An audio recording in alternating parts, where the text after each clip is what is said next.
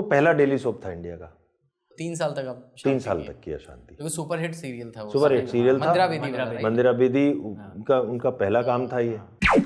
जैसे आपने 93 बैच में आप एनएसडी में, राइट? तो 93 से लेकर अभी तक आप अभिनय का काम कर रहे हो, भले ही पहले थिएटर किया। उससे पहले से कर रहा हूँ मैंने। एनएसडी से आपको एक बात बताना चाहता हूँ। एनएसडी करने से पहले मैंने एक दूरदर्शन का सीरियल किया था लीड रोल में। अच्छा। हाँ एनएसडी से पहले और लीड रोल उसका नाम था ढाई आखर। अशोक चक्रधर जो कवि हैं उन्होंने वो बनाया था ढाई आखर। कितने साल में किया था आपने ये? मैं 19 साल का था तब। अच्छा। इनफैक्ट अभी आप दूरदर्शन का जिक्र कर रहे हैं तो मेरे को याद आ रहा है कि शायद कहीं हम पढ़े थे कि आपकी जो कास्टिंग हुई थी वो भी एनएसडी के वॉशरूम में हो गई थी। हाँ वो शांति के लिए कास्टिंग नहीं, मतलब वॉशरूम में हम थे तो जो उनकी शांति के वन ऑफ द डायरेक्टर्स थे पार्थो मित्रा वो, और हमारे एनएसडी के प्रोडक्शन मैनेजर थे महेश चंद्रा जी, वो दोनों लोग खड़े थे वहाँ पे। वो भी मतलब निवृत्त हो रहे थे तो मैं भी वहाँ पे निवृत्त हो रहा था। तो वो मिलवाने वाले थे बहुत सारे लोगों से ना, वो संभवतः। तो पार्थोदा ने मुझसे पूछा कि आप एक्टर हो क्या? तो उन्होंने कहा हाँ एक्टर है, एनएसडी का ही है।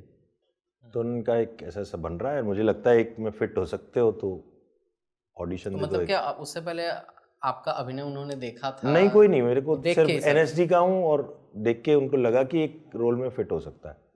और फिर उन्होंने कहा एक बॉम्बे में भी होगा, तो फिर बॉम्बे में आके मैंने एक ऑडिशन दिया। बारिशों के मौसम थे, यूटीवी का वर्ली में ऑफिस था और मैं पूरा भीगता हुआ तरबतर पहुंचा और वो तरबतर में ही मैंने ऑडिशन दिया था, जो शायद काम कर गया क्योंकि वो ऐसा सीन में यूज हो गया वो। तो पहला डेली सोप था इंडिया का। 3 साल तक आप 3 साल तक किया शांति। क्योंकि सुपरहिट सीरियल था वो। सुपरहिट सीरियल था। मंदिरा बेदी उनका पहला काम था ये। अभी तक उनको याद रखा जाता है। तो वो था। तो वो ही पहला सीरियल किया था। उस दौरान लोग पहचानने भी लगे थे और तब फोटोग्राफ तो होते नहीं थे, कोई मोबाइल वगैरह नहीं होते, तो ऑटोग्राफ लिया करते थे।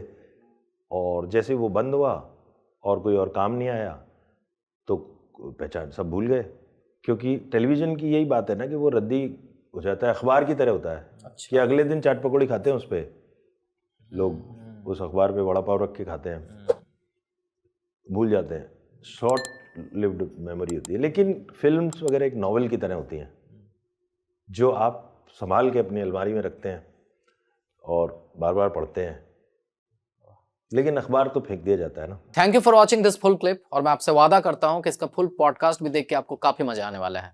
Link in the description.